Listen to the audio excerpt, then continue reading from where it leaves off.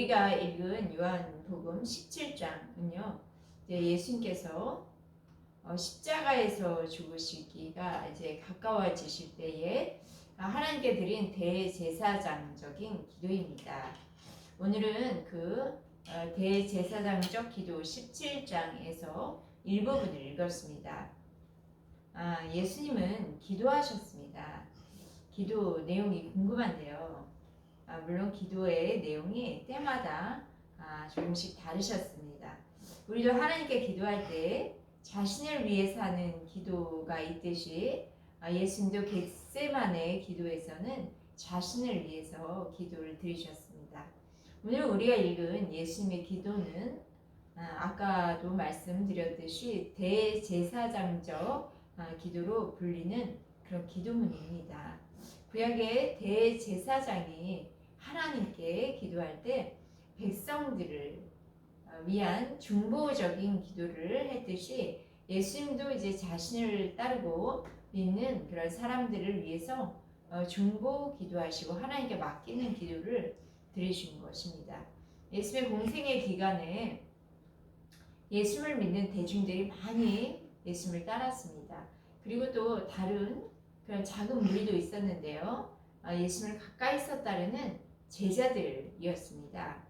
그들은 3년 반 정도 되는 예수님의 공생의 기간에 자신의 직업과 또 자신의 일상적인 삶을 버리고 예수님의 부르심을 따라서 풀타임 그런 사역으로 옆에서 예수님 곁에서 동고동락하면서 예수님의 사역을 보고 또 배우고 따라했습니다. 예수님의 3대 사역이 있죠. 예수님이 하신 teaching, preaching, 그리고 힐링, 예수님이 가르치시고 또 예수님께서 선포하시고 또 예수님이 치유하신 그 사역을 배우면서 예수님의 죽으심과 부활, 승천도 경험했고요. 그 다음에 예수님이 안 계시니까 이제 예수님이 하시던 사역을 누가 이어받아야 하나요? 예수님의 제자들이 그 사명을 이어가야 합니다. 예수님의 죽으심과 그 부활 이후에 이 세상에 남은 제자들은 어떻게 될까요? 그냥 자연스럽게 생각해 보자면 예수님의 따랐던 예수님을 줄찾던 그런 자들이었다는 이유만으로도 종교 지도자들로부터 박해를 받게 되겠죠. 그리고 또 그들은 예수님의 사역을 막상 이제 예수님 보이지 않는 가운데 하려고 할 때에 본인의 어떤 그 능력만으로 이게 가능할까라는 어떤 막막함 그리고 또 두려움이 있었을 것입니다. 뭐 예를 들면 저만 해도 원래 저의 원 가족이 저가 태어나고 자란 그 원 가족이 예수를 믿지 않았기 때문에 중보기도를 받지 못했죠. 그래서 교회 개척을 또 하면서 교회와 자신을 위한 그런 기도 지원이 부족하다는 이유 하나만으로도 좀 버거움을 느꼈습니다. 그리고 나와 우리 교회를 위한 기도는 누가 해주는가? 라는 그런 좀 답답한 마음이 있었어요. 예수님의 제자들도 저와 같지 않겠지만 똑같지는 않겠지만 두려움이나 막막함의 그런 것은 비슷했을 것 같습니다. 이미 모든 것을 아시는 예수님은 이제 이 세상을 떠나가시기 전에 남은 제자들을 위한 그런 기도를 하셨는데 애틋하게 기도를 하십니다. 어떻게 보면 제자들의 뒤를 이제 앞으로 있을 그 뒤를 봐주는 보스의 기도라고도 할 수 있습니다. 요한복음 17장에서 제자들을 위한 그리고 예수를 믿고 따르는 자들을 위한 그런 예수님의 기도를 우리가 이 시간에 들으면서 우리의 뒤를 봐주신 예수님의 기도 소리가 저와 여러분의 귓가에 쟁쟁하게 들렸으면 좋겠습니다. 네. 예수님은 예루살렘의 마지막 사역을 위해서 지금 오르신 것입니다. 예루살렘의 마지막 사역이란 예수님께서 십자가에서 죽으시는 그래서 사명을 다하시는 그 사역을 위해서 예루살렘에 올라오셨습니다. 그리고 죽기 일주일 전부터 이제 본격적으로 제 아들에게 강론을 하셨어요. 그 내용이 요한복음 13장에 다락방 강론이라고 있고요. 요한복음 15장에 포도나무 강론이라고 있습니다. 그 다음에 오늘 우리가 읽은 요한복음 17장에 제자들을 위해서 또 그 예수님을 따르는 그리스도인들을 위해서 기도하십니다. 20절 말씀을 읽어주시면 감사하겠습니다. 시작. 20절입니다. 내가 비옵는 것은 이 사람들만 위함이 아니오고 그들의 말로 말미암아 나를 믿는 사람들도 위함이니. 예수님이 기도하시는데 예수님의 제자들만을 위한 기도가 아니라 예수님의 제자들과 같이 앞으로 예수님을 믿을 그 후손의 대대로 나타날 그 세대를 위해서도 기도하십니다. 거기에는 이제 저와 여러분도 포함되겠죠. 예수님은 십자가에서 죽으시고 부활하사 승천하심으로 보혜사 성령님을 보내셨어요. 그렇지만 당장의 제 아들을 그 눈앞에는 예수님이 보이지 않으십니다. 그리고 지금 제 아들에게도 아직 성령의 강림이 임하기 전이었습니다. 그러니까 제 아들은 두렵고 막막함이 있었겠죠. 예수님은 오늘도 제자들뿐만 아니라 지금을 살아가는 우리들에게도 오셔서 기도해 주십니다. 로마서 8장 34절 말씀을 보충해서 읽어보니까 이런 말씀이 있네요. 누가 정죄하려 죽으실 뿐 아니라 다시 살아나시는 그리스도 예수시니 그는 하나님 우편에 계신 자여 우리를 위하여 간구하시는 자시니라. 또 히브리서 말씀에 7장 25절인데요.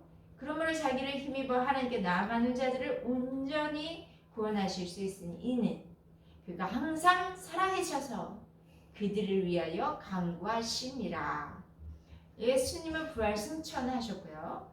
부활의 몸으로 하늘 보좌 우편에 앉아 계셔서 지금도 우리를 위해서 기도하고 계십니다. 그러니 여러분 외롭다고 또 힘들다고 지친다고 누가 나를 위해 기도해 주리오 하고 낙심하지 마세요. 하나님이신 예수님께서는 졸지도 않으시고 주무시지도 않으시고 우리를 위해서 간절히 애타게 기도하고 계십니다. 우리가 여기 있게 된 것, 지금 여기에서 하나님께 예배할 수 있는 이거 모든 것도 다 예수님의 간절한 기도가 있었기 때문인 줄 믿습니다. 예수님의 기도의 능력은 우리를 믿음에서 이렇게 벗어나지 않도록 계속 또 우리를 모든 삶 가운데 예배자로 세우시도록 계속 기도하고 계십니다. 여러분, 귀를 열어보세요. 우리의 귀는 육신의 귀만이 아니라 영의 귀가 있어요. 영의 귀를 열어보세요. 주님의 기도 소리가 들리십니까? 우리의 영의 귀가 주님께서 열리게 하여 주셔서 주의 기도 소리가 언제나 일상의 삶에서 들리는 은혜가 있기를 기도합니다. 21절 같이 읽도록 하겠습니다. 시작. 아버지여 아버지께서 내 안에 내가 아버지 안에 있는 것 같이 그들도 다 하나가 되어 우리 안에 있게 하사 세상으로 아버지께서 나를 보내신 것을 믿게 하옵소서. 예수께서 기도하신 기도의 핵심은 무엇입니까? 성부 하나님께서 세상을 너무너무 사랑하셔서 독생자 예수님 보내신 것을 우리가 저와 여러분이 믿게 해달라는 기도입니다. 우리를 사랑하시는 아버지 하나님의 그 사랑을 또 저와 여러분뿐만 아니라 이 세상 모든 사람이 알기를 원하신다는 거예요. 여러분은 하나님의 날 향한 그 사랑 얼마나 알고 계십니까? 얼마나 느끼고 계세요? 얼마나 그 사랑에 감동하고 계세요? 그 사랑의 깊이와 넓이와 높이, 그것을 얼마나 마음에 담고 계십니까? 저도 사람들을 대하면서 깨닫게 되었는데요. 내게 있는 하나님의 사랑을 나도 너무 모르는 것 같다는 거예요. 하나님의 사랑으로 나의 그 수치스럽던 허물과 죄악을 덮으시기 위해서 십자가에 죽으시고, 그 하나님의 사랑, 그 예수님을 십자가에 죽이신 하나님의 사랑, 나를 구원하기 위해서 또 그 예수님을 인간의 몸으로 세상에 보내셨다는 것 자체도 정말 너무 놀랍지 않습니까? 여러분, 그 실제라는 것을 믿으십니까? 믿으신다면 정말 그것을 그냥 그렇지 이 정도의 동의가 아니라 실제로 믿으신다면 그 하나님의 사랑을 의지해서 세상을 돌아보며 사람들과도 관계하게 되고요. 모든 면에서 하나님의 사랑이 느껴질 겁니다. 예를 들면 저기 자연을 바라보고도 흔들리는 풀을 바라보면서 하나님의 사랑이 나에게 다가오는 것이죠. 하나님이 창조하신 모든 마음을 통해서도 하나님이 날 향하신 그 사랑이 느껴지실 것입니다. 예수는 이 세상이 하나님 아버지의 그 사랑을 믿게 하기 위해서 이 세상을 위해서 기도하고 계셨습니다. 오늘날 사람 중에는 예수님의 성령신을 부정한 사람들이 있어요. 또 하나님이신 예수님께서 인간의 몸을 가지고 세상에 태어났다? 이것도 이해하지 못하고 받아들이지 않는 사람이 있습니다. 또 그리스도가 어찌 동정녀의 몸, 처녀의 몸에서 잉태되어서 나올 수 있었는가? 그것도 믿지 못합니다. 한마디로 성경에 나타난 예수라는 자와 뿐만 아니라 그 모든 내용들은 다 신화다 라고 하는 사람들, 아니면 좋은 교훈서이다 정도로만 생각하는 사람들이 있는데요. 예수님은 지금도 그들을 위해서 기도하고 계십니다. 성령님께서 은혜 주셔서 저와 여러분의 마음에 독생자 예수님께서 하늘 보좌 버리시고 인간의 몸을 입고 오셨음을 믿게 해달라는 예수님의 강구는 계속 어제나 오늘이나 영원토록 동일하게 기도하고 계십니다. 예수님의 기도처럼 예수님의 마음을 가진 저와 여러분은 세상을 위해서 이렇게 중보기도 해야 할 줄로 믿습니다. 하나님의 세상을 이처럼 사랑하사 독생자를 주셨다는 것과 그 이름을 믿는 자들에게는 구원이 있다. 그것을 우리 주변에 하나님의 사랑이 있는지 없는지 의심하는 사람들, 또 난 믿을 수가 없어 하는 사람들에게 계속 그 사랑을 증거하며 그 사랑을 믿도록 기도하는 저와 여러분 되었으면 좋겠습니다. 자, 요즘 시대에는요, 분열과 통합에 대한 이슈가 있죠. 개인주의가 발달하면서 자기 주장을 더 큰 소리를 높여서 하다 보니까 점점 더 분열이 심해지고 있습니다. 그런데요, 예수님이 계실 때도 제자들 간에도, 예수님을 따르는 그 공동체 안에 제자들 간에도 분열과 갈등이 있었습니다.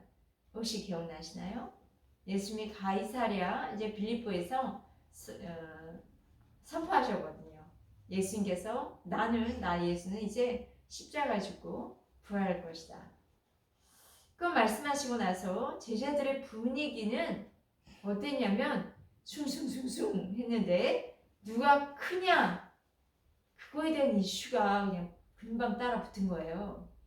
제자들이 어머니까지 동원해서 주님, 하나는 우리 아들 한 명은 주의 우편에 한 명은 주의 좌편에 앉게 해달라고 그렇게 청탁을 할 정도로 자리싸움을 했습니다.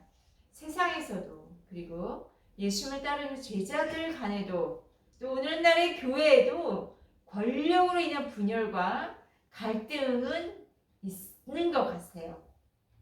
예수님은 어떻게 하셨는가? 제자들의 그 공동체, 예수님께서 먼저 수건을 들으시고 그리고 제자들의 그 허물진 발을 씻겨주시면서 이렇게 말씀하세요. 내가 너희들의 발을 씻겨준 같이 너희도 서로 발을 씻어주라.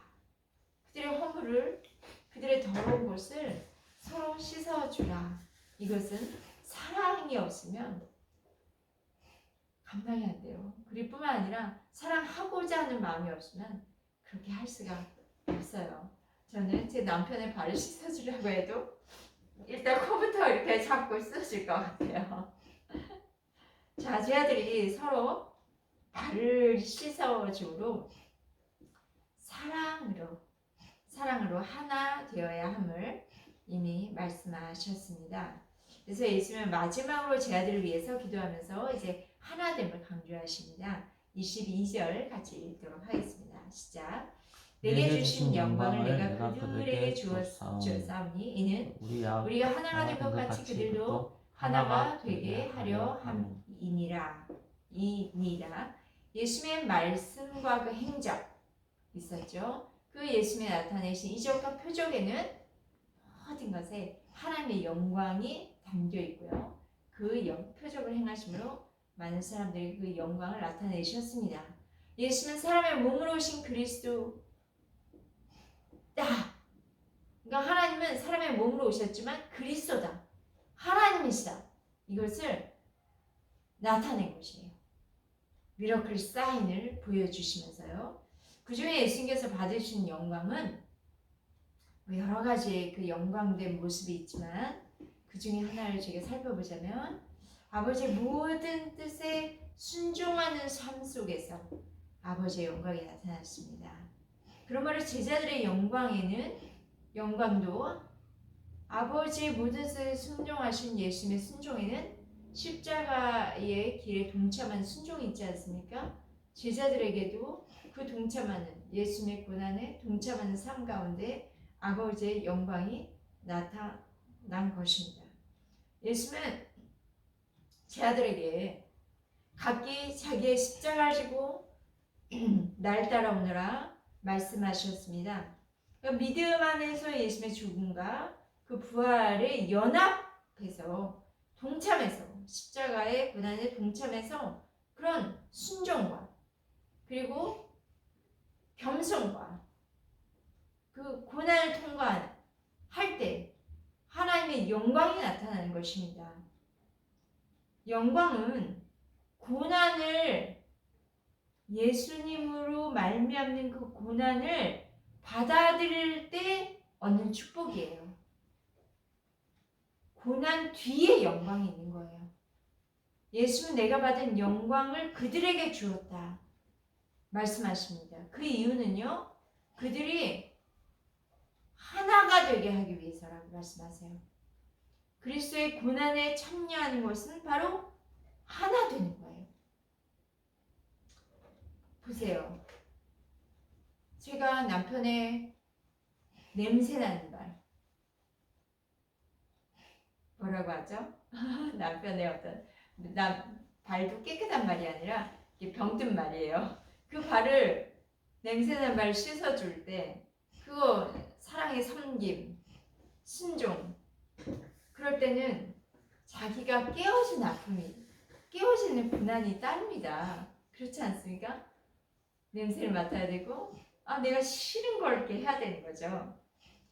그런데 영광만 내가 만약 받기를 원한다면 남편과 나는 하나가 될 수 없어요.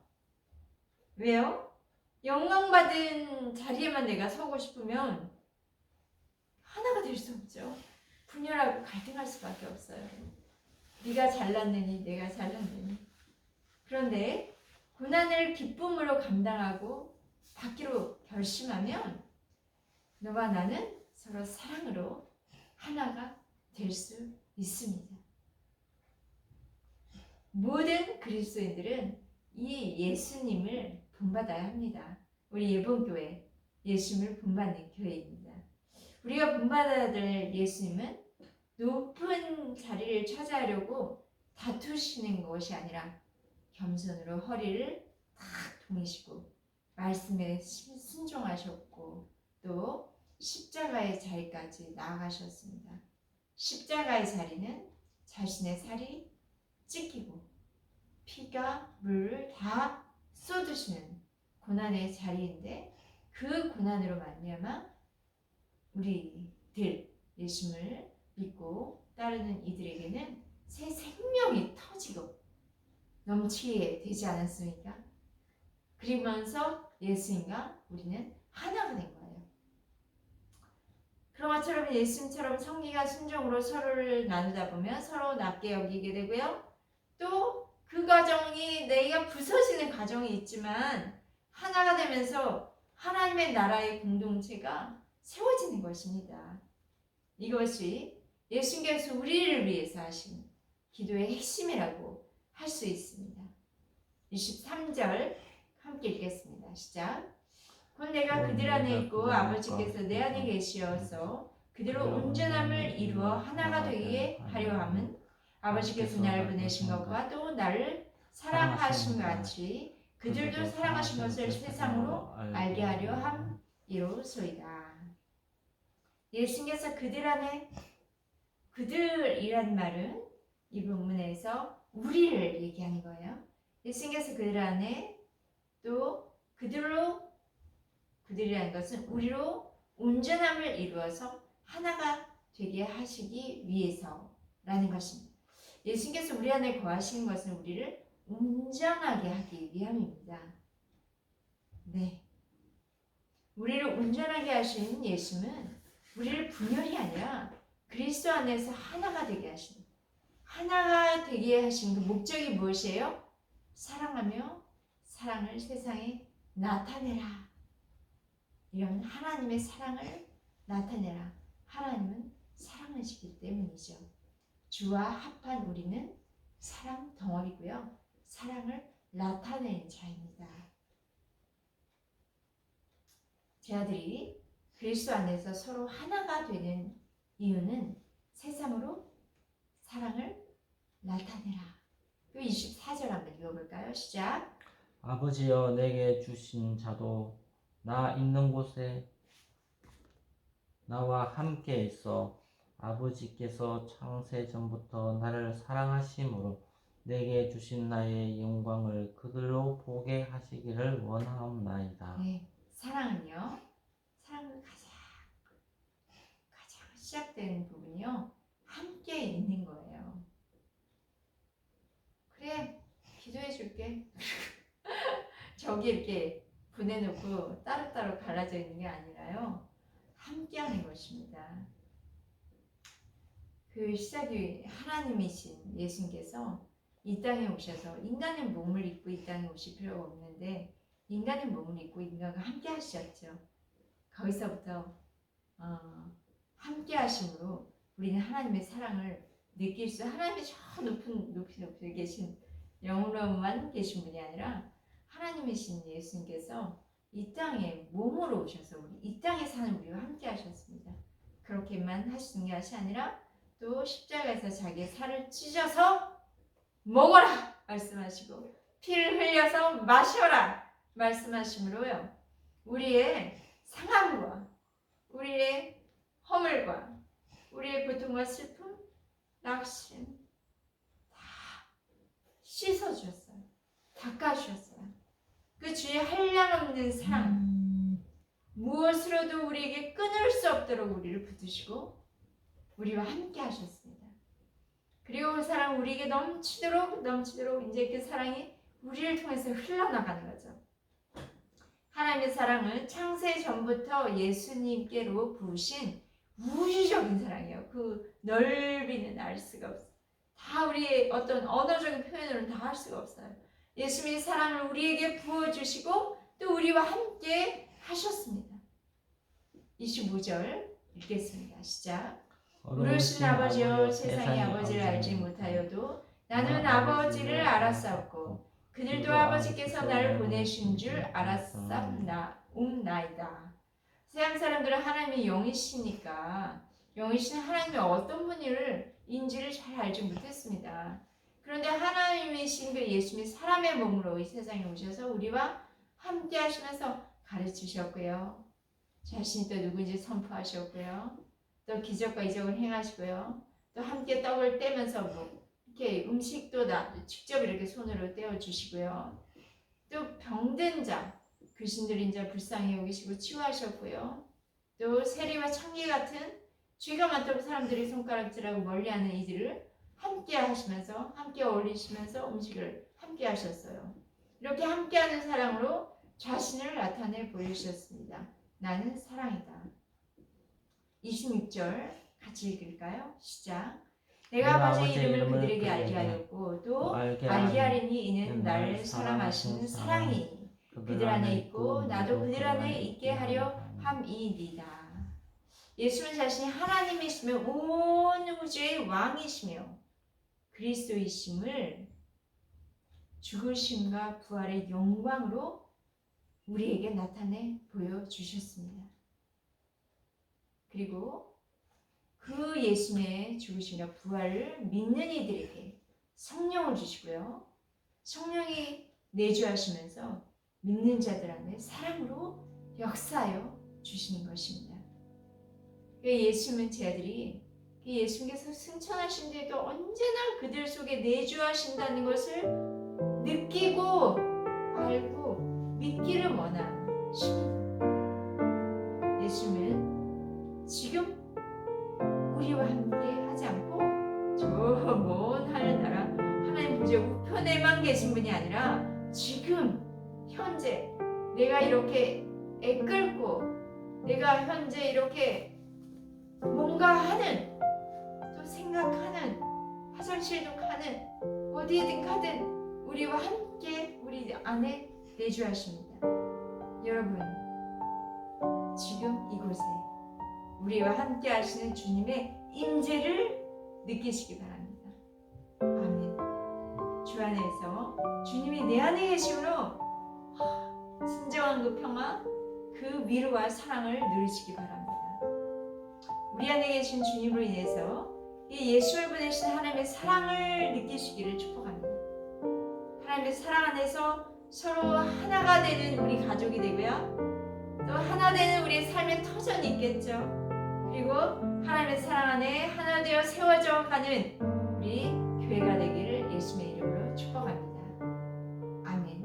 기도하시겠습니다.